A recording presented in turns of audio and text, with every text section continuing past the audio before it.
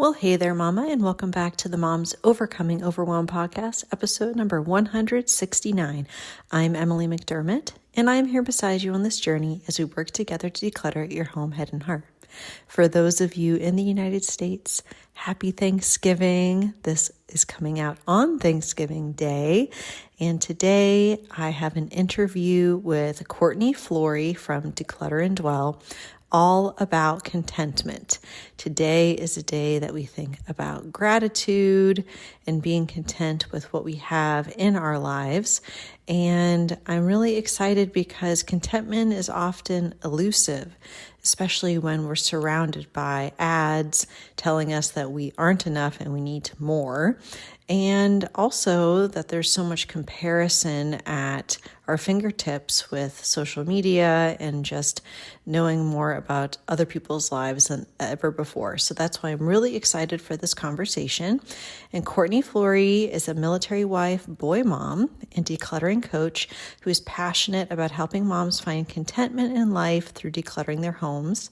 Her heart is to help moms find freedom in letting go of things they no longer need while forming meaningful relationships with moms along the way, because life is better when it's lived together. And I know that you are really going to love this conversation. Again, I always need reminders about contentment and how to cultivate contentment in my life. So without further ado, what do you say? Grab that notebook and pen and let's dive into today's conversation with Courtney Florey. Hey there, Mama. Are you tired of all the stuff crowding your home, calendar, and mind? Do you wish you could say goodbye to the endless to-do list running around in your head? Want to declutter but don't know where to start? You're in the right place. Welcome to Mom's Overcoming Overwhelm, where you will find proven and practical solutions to declutter your home, head, and heart. Hi, I'm Emily, a wife, boy mom, and simplicity seeker. I struggled to get pregnant and felt overwhelmed until I discovered decluttering could create the physical and emotional space I needed to become a mom. Now, 2 kids later, I've transformed my life and motherhood by developing simple systems around decluttering, capsule wardrobes, kid stuff, cleaning and tidying, meal planning, time management, and more, and I can't wait to share them with you. If you're ready to reclaim the time and energy you crave, be present with your kids, and finally enjoy the life and motherhood you so deserve, let's kick overwhelm to the curb, shall we? Grab your lukewarm coffee, your notebook and pen, and clear off some counter space. Let's do this. Well, hey, Courtney, thank you so much for coming on the Mom's Overcoming Overwhelm podcast. I'm really excited to talk to you today.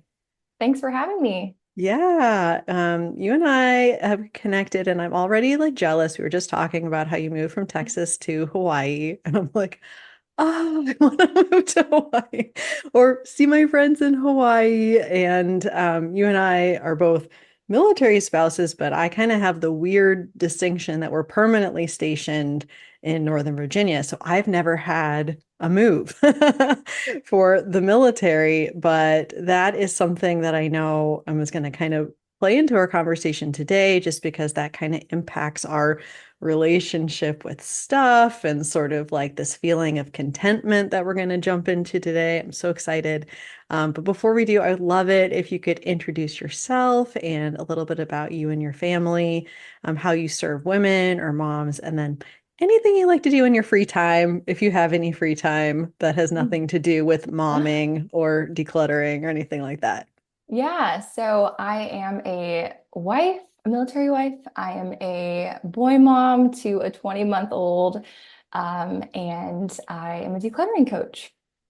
We did recently move here to Hawaii. It is beautiful. We really love getting to spend time outdoors, and it's kind of hard to be here. So we definitely are outside exploring. We go to the beach. There's some beautiful botanical gardens here. It is so peaceful and awesome. So we love doing that. I also really like to read in my free time. Have been reading some good books lately. And I am really passionate about helping women declutter their homes. I have a really personal and genuine yet laid back approach to decluttering. When I started, I, was just kind of figuring out what I was doing. I think I had a little bit more, I had a few more rules that I maybe plugged into the mix, if you buy one thing, get rid of something, and I think that's helpful. And I think it's a great guideline. But as I have helped women and over the years and even just decluttered in my own life, I realized that it's not always a one size fits all.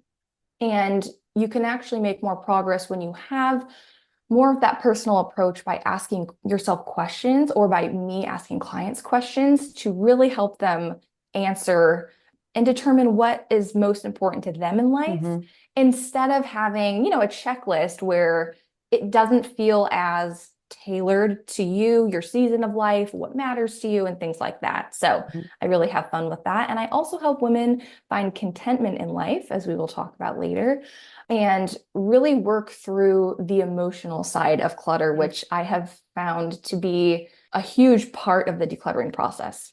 Yeah, I do find a lot of times over the years, I feel like I give permission slips all the time because people are like, well, how many coffee mugs can I own? And how Mm. many pairs of jeans can I have? And it's like, I'm not going to give you a number because it depends on what matters to you and like your capacity in this given Yeah. season of your life.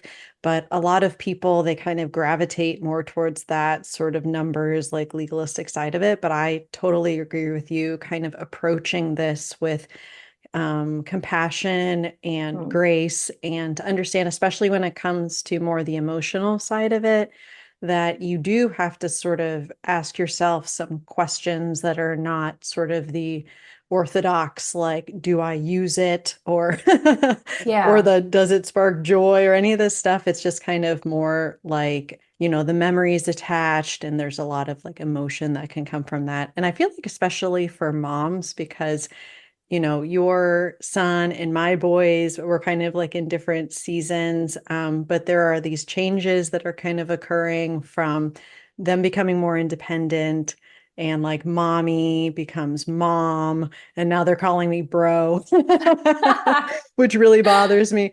But just kind of that transition, and just kind of like, wow, our relationship is changing. I'm wanting to hold on to certain things from different like seasons of their life. And Mm. I think that it's wonderful that you're able to really meet women like where they're at, and to be able to guide them through that. It takes a special personality to be able to help them with that. So that's wonderful. Thank you.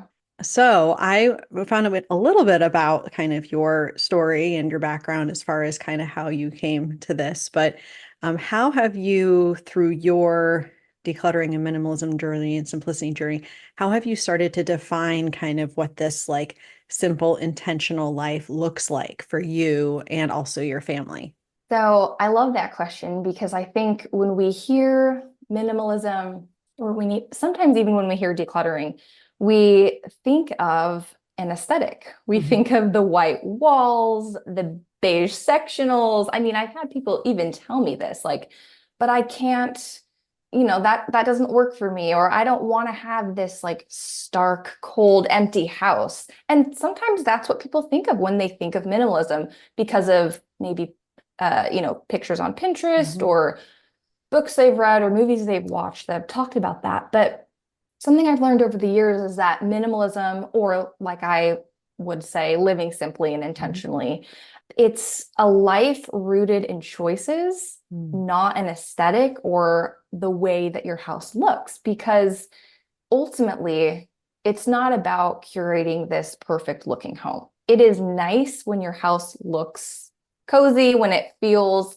or when it feels cozy, or when it Mhm. looks pretty. I mean, we all want that, and that's a great benefit, but that's ultimately not why we declutter, right? We do it for the mental clarity.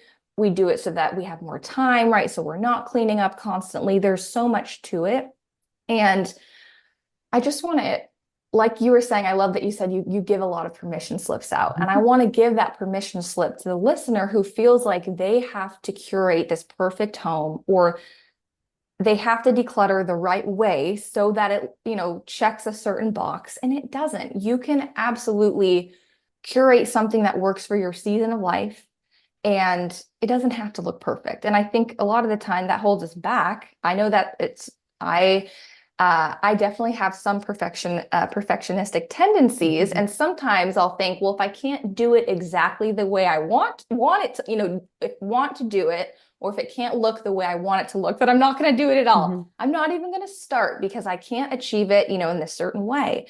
But we all know that if you don't start, you can't achieve the end goal that you want, right? And so I just want to encourage you to take the pressure off and don't worry about what other people are doing or what they're thinking, because, I think we think people care Yeah. talking about our homes more than they actually do, right? Because Mhm. it's your home.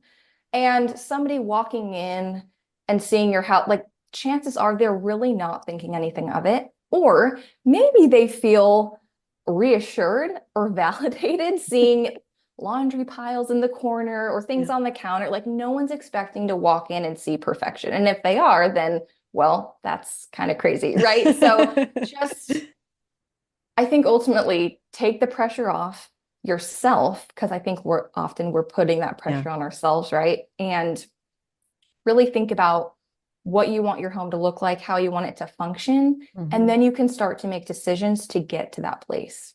Yeah, I usually tell clients or the listeners, like before you start looking or approaching any kind of room, like the three F's, how do you want it to feel? How do you want it to function? How do you want it Mhm. to flow as far as like from one activity to the next? Because we need our homes to support us and not the other way around. And I was just talking in a recent episode about this concept. It's called the spotlight effect, which is kind of like a cognitive bias, which is like everyone thinks there's a spotlight on them.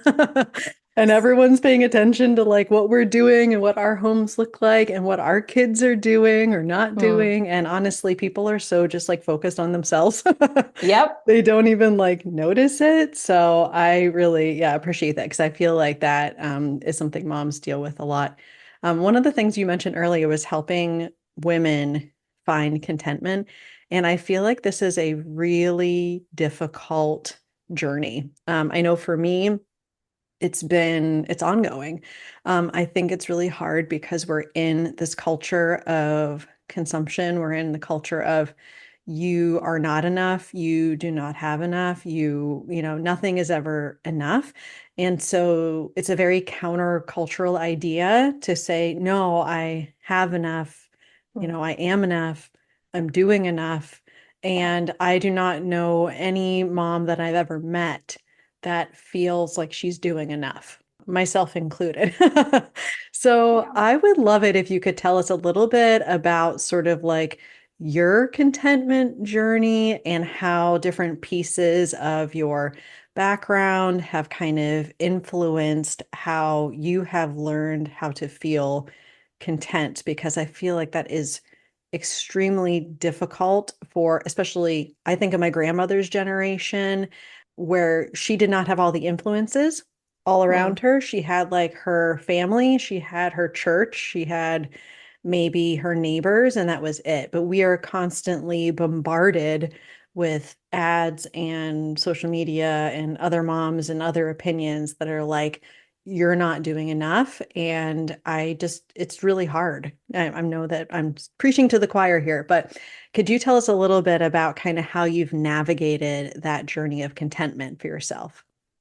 Yeah. So something that I find interesting, I was thinking about when you were talking, was there are so many things that I've even found in my own life that I've wanted or thought I wanted, and then realized I only wanted it because I saw somebody else had it. Mhm. And I think, oh my gosh, we like how often do we actually do this? Like, what do I actually want because I want it versus what do I want because I saw, someone else had it. And then I feel like I'm not enough until I have it, or I need to keep up with her, because she has this. And if I don't, then I may be less than, or I might not be doing enough, like you were saying. Mhm. It is really interesting. So I'd encourage you to think about it in your life as you navigate purchases, Mhm. or I mean, it could be anything. It could be stuff, it could be even achievements. I mean, it could be anything.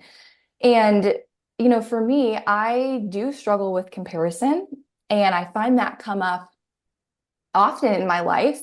And I realize that comparison leads to discontentment because, like I was mentioning, I'll see what somebody else has, where somebody else is, what they're doing. And I feel like a lot of the time it's subconscious, right? We're aware of it, but we're like, why am I feeling this way? Or why do I feel like I have to do this? I don't even want to do this. Oh, it's because I saw she was doing it, right? And when you can get to the root of it, I think it really helps because you can then ask yourself, do I really like, does this really matter to me? And what's helped me is getting really clear on my values in life, my priorities, like what gets me up in the morning, why am I here? And then aligning the things that I buy, how I spend my time, how, the decisions I make with those priorities in my life. And I've learned that contentment is a daily and sometimes even a moment by moment choice to say, I have enough.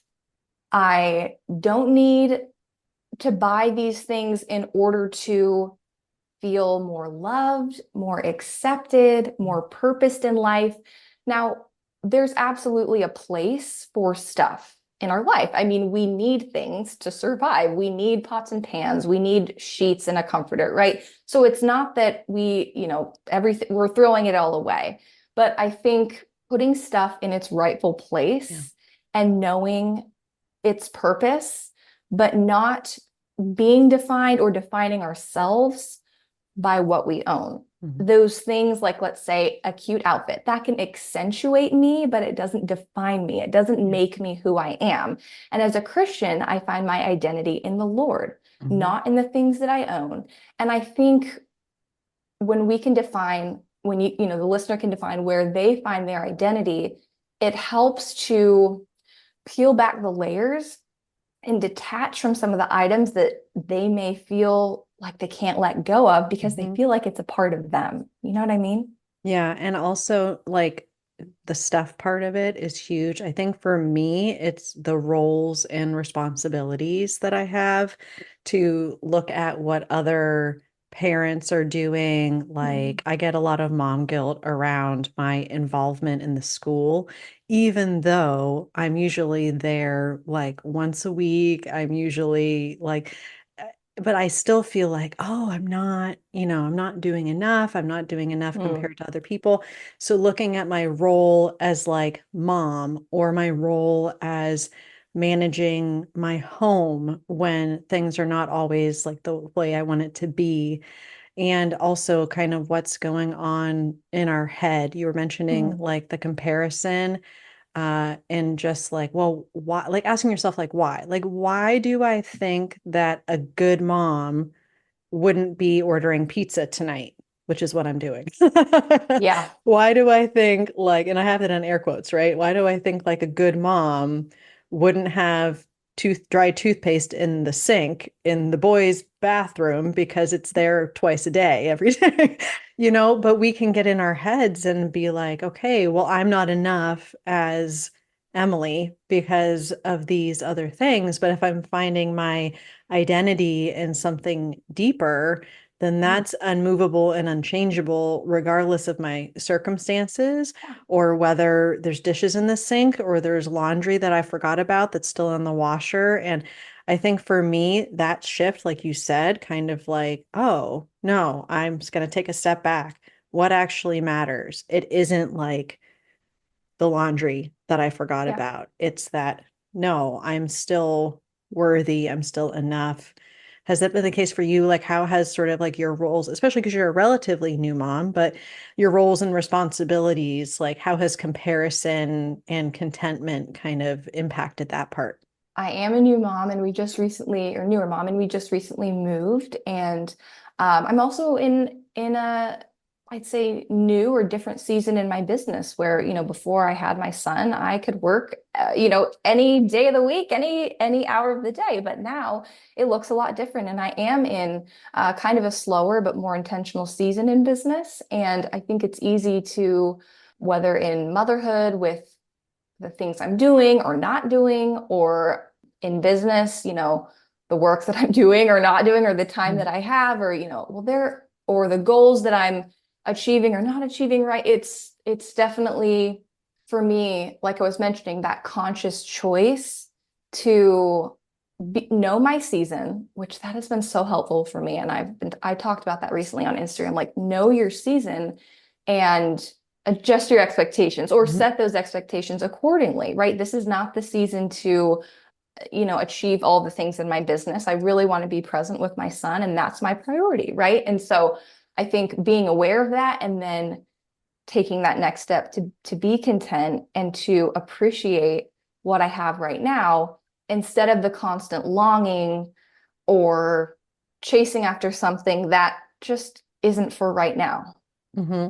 Yeah. And I'm just curious, like for the overwhelmed mom that is listening right now, and maybe she's having thoughts like she goes to the bus stop and she looks around. It's like, oh my gosh, there's Courtney. Courtney always looks so put together. And I have like, who knows what this is on my shirt. And I mean, I'm sure she never has a dirty house and she's Mm. always like, and so we kind of tell ourselves like these stories about other people.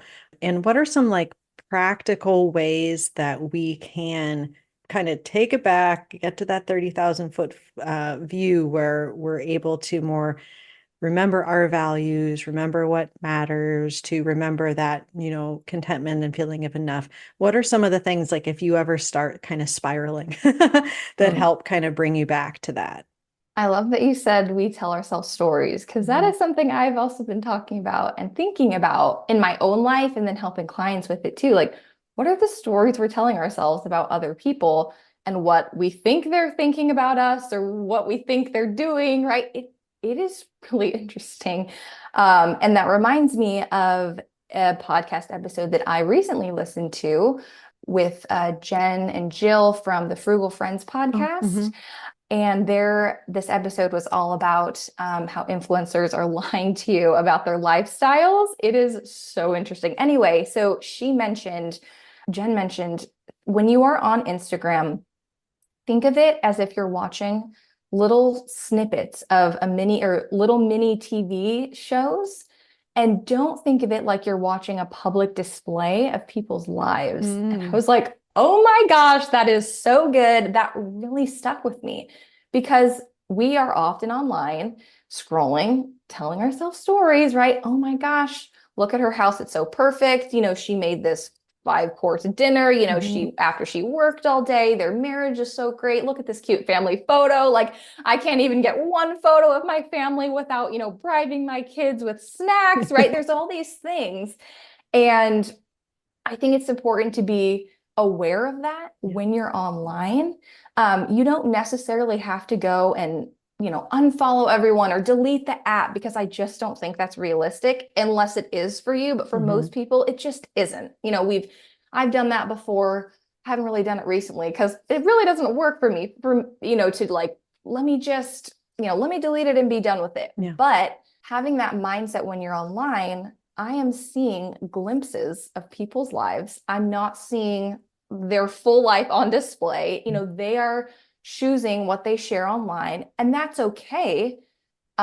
We don't, and some things will be staged. We know that there's marketing, there's business. I mean, not Mhm. everything's real, and some things are real, but again, we're only seeing a tiny piece of the pie. And so, if you can be aware of that when you're online, I know that has helped me to. It just puts things into perspective, right? It Yeah. it like use Instagram for what it is, and just remember your life doesn't have to look like theirs. And also remember, you're not even really seeing their life. You're seeing a tiny piece. I mean, I think about what I post online. Like, I'm not Mhm. going to share, oh, me and my husband just got into an argument. Like, no one's sharing that online, right? Or I just yelled at my kid. Like, no one's posting that. So Yeah. just remember, you're not the only one with a mess. You're not the only one who makes mistakes. Mhm. That has really helped me when I'm online. Yeah, that's really great. I actually, in preparing for this conversation, I was just kind of, writing and I wrote down content doesn't always make you content. Because, it's like So spelled the good. same way. Yeah. I like Yeah. play on words, right? But just when you're consuming, like when we're consuming content, when we're consuming information, and it could be really like innocuous where it's like, okay, well, I have like 10 minutes that I'm waiting here in the pickup line.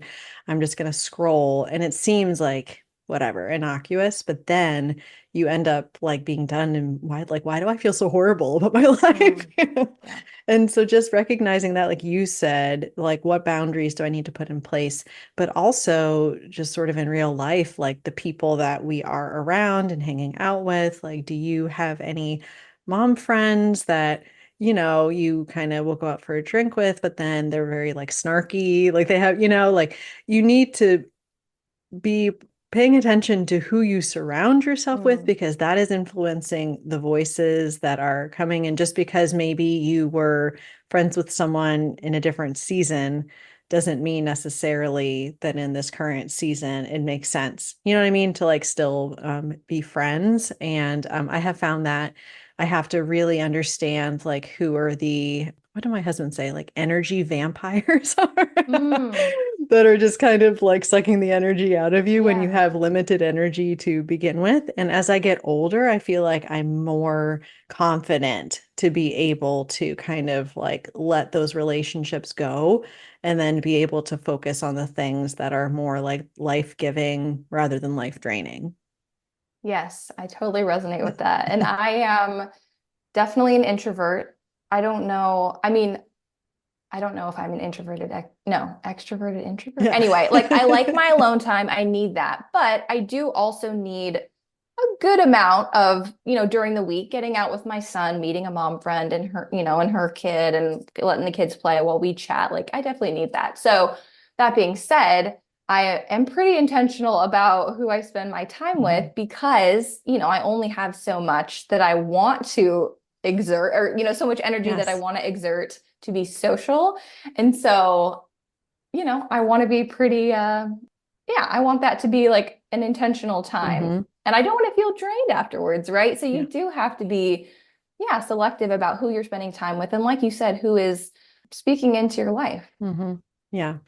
And this is just really, it always helps me because I've just been in this couple weeks where things have been really busy. One of my least favorite things is feeling like I'm disappointing people, you know. Mm. And for me to just kind of relax and be like, no, like I'm exactly where I'm supposed to be and have that sort of reminder of contentment and gratitude for where I'm at. So this has been a really helpful reminder for me. So thank you. I always say like my podcast interviews are like therapy for me. It's always what Yes. I need in the moment. But can you please let everyone know like the best way to connect with you?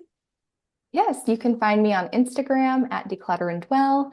And then I also have a free 3-day email series called Decide to Declutter. Mm. And each day you'll get a little bit of encouragement and then one action step you can take to start decluttering your home. Oh, wonderful. We are all about the like small action steps around here. So I will be sure to link that in the show notes. Thank you so much, Courtney, for coming on the show. This was such a wonderful conversation, and it's just been a real joy to talk to you today. Awesome. Thank you so much for having me. I enjoyed this. If you like today's podcast, here's what you can do. Just take 30 seconds to leave me a review. I know you're a busy mama. You're overwhelmed, in fact, but 30 seconds of your day makes such an impact. I'll be blessed by your words. They'll definitely make my day. And who knows, you might be entered for this month's giveaway. In Apple Podcasts, scroll down to write a review. Thanks so much for your time. I'm so grateful for you.